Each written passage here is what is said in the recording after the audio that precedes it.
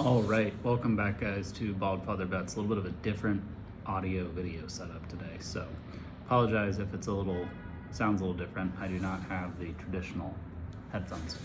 A little bit of a recap of the conference championship games. So we did really well there. 20 units on both games, won both, so 40-0 on conference championship Sunday.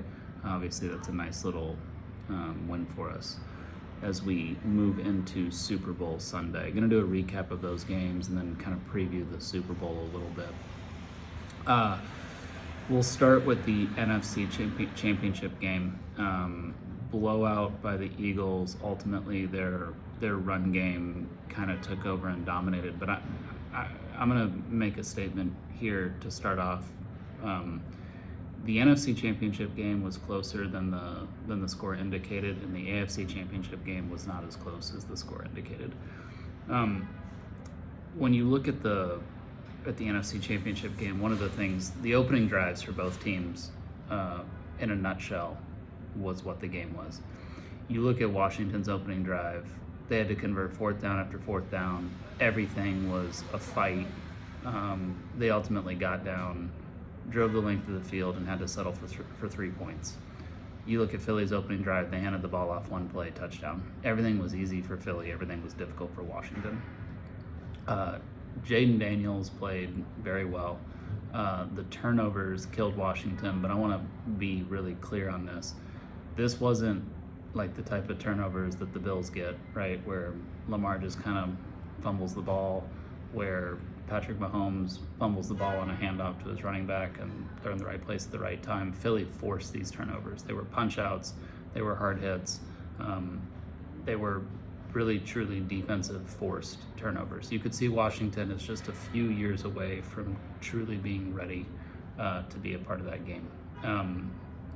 They were there because of how incredible Jaden Daniels played and because they happened to play the Lions when the Lions played their worst game of the season. But in a conference where you still don't have any true quarterback superiority, in the AFC you have Josh Allen, Patrick Mahomes, Joe Burrow, Lamar Jackson, all in the same conference. You truly have an opportunity now. Jaden Daniels can become that guy in the NFC. It was evident, it's obvious in his whole demeanor. I mean, he played very well. Reason I say the game was a little bit closer than the score indicated, you guys remember games 14-12, about right before the 2-minute warning headed into halftime. Philly has it on a 4th and 5. They go for it, and for all the shit I talk about Jalen Hurts' throwing ability, threw an absolute dime to A.J. Brown down the left side of the field, got a touchdown before halftime, and that really kind of changed how that game went. And then coming out in the second half is when Washington really imploded with turnovers. Washington was able to move the ball for the most part, but Philly kept forcing turnovers, would get off the field in critical key situations. Like I said, a lot of it not really on Daniels up until the very end when he took the sack that kind of clinched things. But it isn't something that, is anything that they really had an opportunity to, I would say, correct. There wasn't really a world where Washington was ever going to win that game. The size that Philly has, Philly and Baltimore are the two largest teams in the NFL.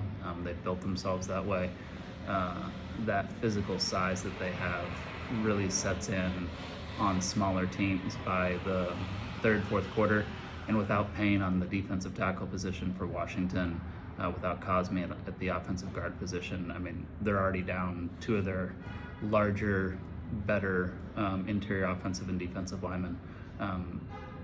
It's just a tall task going up against Philly when Philly can run the ball and they don't have any pressure where they need to actually make a third and long throws. They had the 4th and 5 throw, but outside of that, there was really, truly no pressure on Jalen to ever make a game-changing throw, game-changing play, anything like that. So when you look at that game in a nutshell,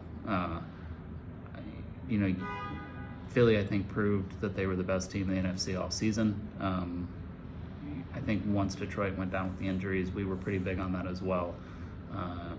Eagles NFC conference title ticket, I thought, was the best one to be having as you went into weeks 15 and 16 of the season, and they will move on to the Super Bowl back after a 1-year hiatus.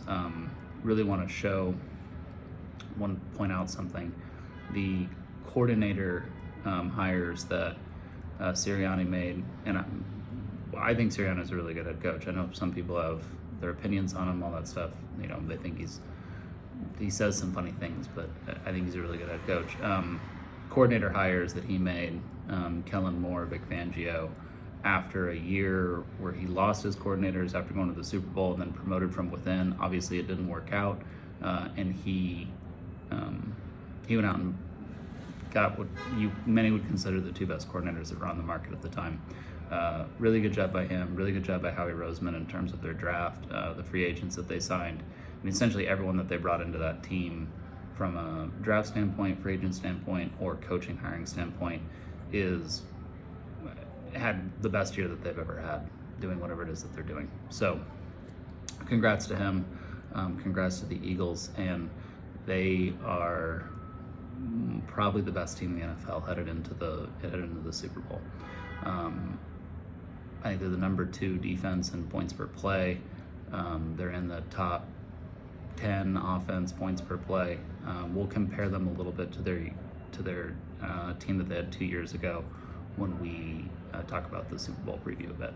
So then we go into the AFC Championship game. As I stated, that game really wasn't as close as the score indicated. 7-3 game. Chiefs have the ball. They fumbled a handoff between themselves between Mahomes and the running back. I think it was Pacheco. It was Pacheco or Hunt. I don't really remember. And Bills picked that up, get a turnover, and then that's when it became a back and forth game at that point. You could kind of see from the jump, first drive, 3 and out for Bills. Josh Allen almost throws 2 picks. First drive for the Chiefs, I mean, they looked like they're on a mission, right? Scored a touchdown. That's how they always tend to come out in these do-or-die playoff games.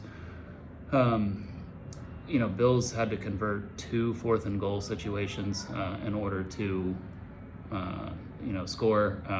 People hating on the decision to go for the 2-point conversion early, that's not the issue with the coaching. They were kicking the extra point. They got an offsides penalty on the Chiefs, which allowed them to move the 2-point try from the 2-yard line to the 1-yard line. Down by 4, that's the correct decision to make to try for 2 points, because you cut your yardage in half. So, okay, we're going to try it now.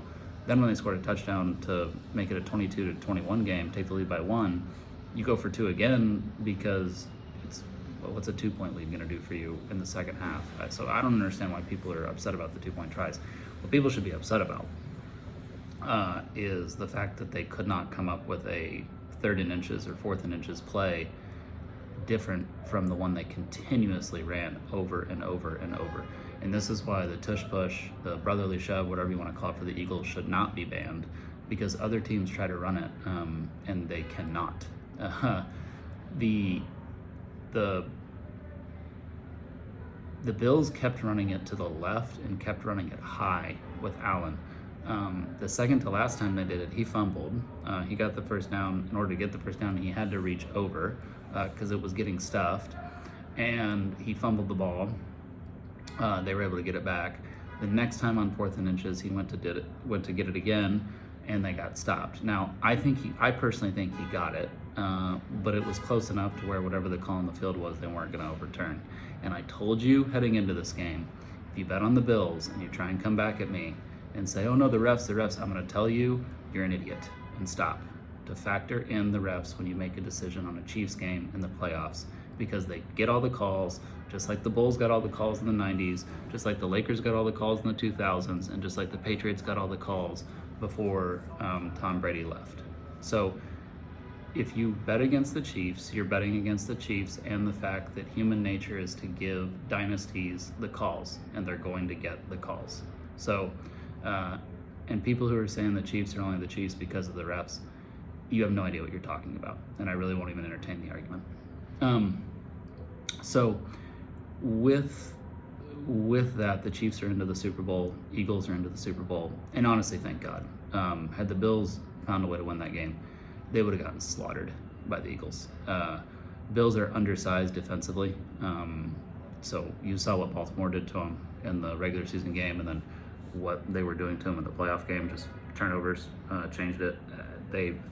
Eagles and are about the same size as Baltimore. The Bills have no chance against the Eagles. Honestly, Baltimore and the Eagles are the worst matchup for the Bills. Chiefs have more of a chance here against the Eagles, especially with Watson and McDuffie on the outside. Oh, 3rd and goal. Joe Brady throws a goal line fade with Trent McDuffie to straight out. And they ended up getting it on 4th and goal, but like, what a horrendous play call. Anyway, the Chiefs, and then Spags, that guy with I don't know how go back and watch the final play. The Bills had the ball on offense, the 4th and 5, where Kincaid drops it. People hating on Kincaid for the drop, man. He's running full speed forward. He has to stop on a dime, change his momentum, come back. And so yes, if you look at just a still image of it, he has his hands out there and he drops the ball, but that's not the context of the play. That's a very difficult catch to make. So when you are when you're looking at that game and you're looking at that play, take a look at the at the lineup, and you tell me if you think you can figure out where the Chiefs are going to bring pressure. And they did it so perfectly. They knew that on a 4th and 5 season-defining play, Josh Allen wasn't going to roll left. He's going to roll right, because that's where he wants to roll right. They left the left side of the field completely open. Shakir was wide open, but it didn't matter. People are like, oh, we should have thrown to Shakir. You have no... It's easy to say that when you're not about to get run over by a semi-truck, but Josh Allen was about to get run over by a semi-truck and had to make a quick decision, and that was the field of vision that he had, which Spags understood that. Play went exactly as the way the Chiefs wanted to. Josh Allen still made an unbelievable throw. Guy's incredible. And it was unfortunate, difficult play for Kincaid to make, and ultimately it wasn't able to make it. So Chiefs on, they move into the Super Bowl, and now we have a Super Bowl. Line came out at Chiefs -1, got bet up to 1.5 and 2, even got bet up to 2.5 at a couple of books for a few minutes, and now it's settled back in at 1.5. Few things here. Chiefs have been living in this point range for each of their Super Bowls now for a while. So last year with the 49ers, they were 2-point or 1.5-point underdogs. Against the Eagles, I think they closed as 2.5-point favorites, 2-point favorites. I don't really remember. They won the game by 3, so they covered whether they were an underdog or a favorite of 3 or of under 3. And now they're coming out as 1.5-point favorites. Only reason they're 1.5-point favorites is because they're the Chiefs and it's the Super Bowl. I mean, any sort of normal neutral site game, the Eagles will be favored in this one. The Eagles are the better team. You have essentially a significant advantage at quarterback and coaching for the Chiefs, and then everywhere else outside of maybe corner, you have a advantage on the Eagles. I like McDuffie and Watson. I love Mitchell as well on the Eagles. I'm high on DeJean. I'm not as high as I think everyone else is. I'll say it. I think if he wasn't white, he wouldn't get as much of the publicity that he gets, but because of the whole exciting whites narrative, he gets a lot more publicity, which I get it, whatever. But he's good. DeJean's good. I just don't think that the tandem of Mitchell and DeJean is quite as good as the tandem of McDuffie and Watson. And McDuffie, because his last name isn't Mahomes, Jones, or Kelsey, he doesn't get the love he should, but he's top 5 cornerbacks in the NFL.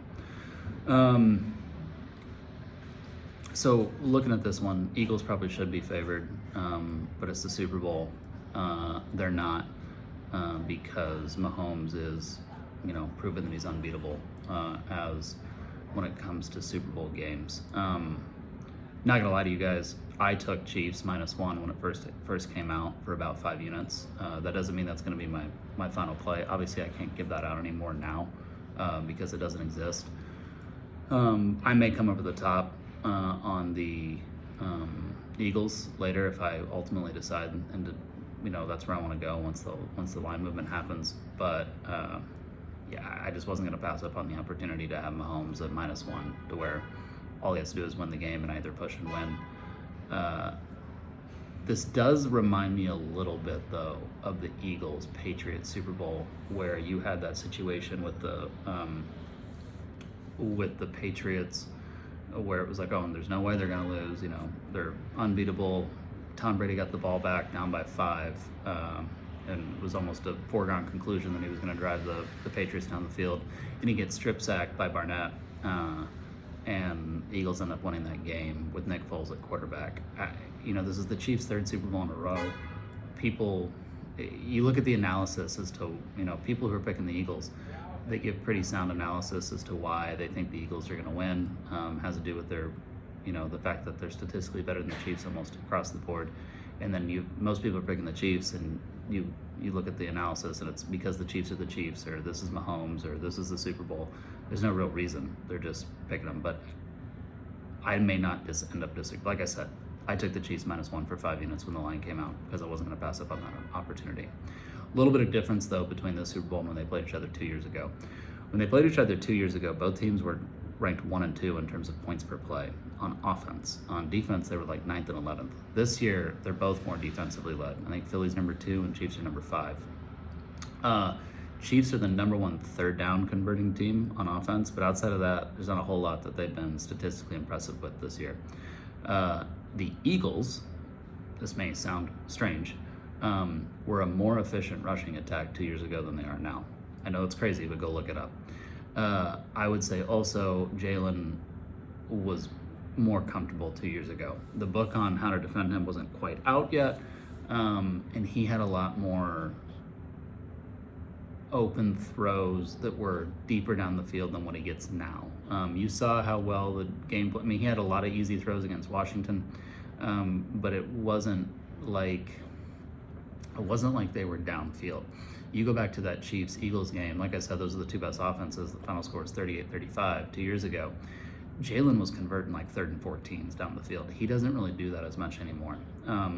So these offenses are different. Like I said, they were a more efficient rushing offense 2 years ago, but they run the ball a lot more now for the Eagles. For the Chiefs, they were more explosive a few years ago, but they weren't getting the methodical third downs the way they are now. So these teams are different in some senses, and then similar in some senses to where like a lot of the big stars are all the same. So that's kind of it for our initial preview. We'll come at you a little bit more later this week, probably weekend, as we get into more deep dive film analysis on the 2 teams. I understand the schemes that both are going to run and kind of what they want to do, but I want to get deep into the film more to really see what I think they may do to match up against each other. That's it. Great championship weekend for us. Obviously 40-0. Appreciate all the support you guys give. Please like, share, comment on this video. Give me your thoughts on the Super Bowl. Give me your thoughts on what happened conference championship weekend. Do not complain about the refs if you bet on the Bills. I will ignore it. And outside of that, enjoy. Unfortunately, we have a very sad weekend coming up. It's the first weekend without football. It kind of gives you a preview of what the next 7 months of your life are going to be like. Anyway, thanks guys. Have a great day, and get at you later.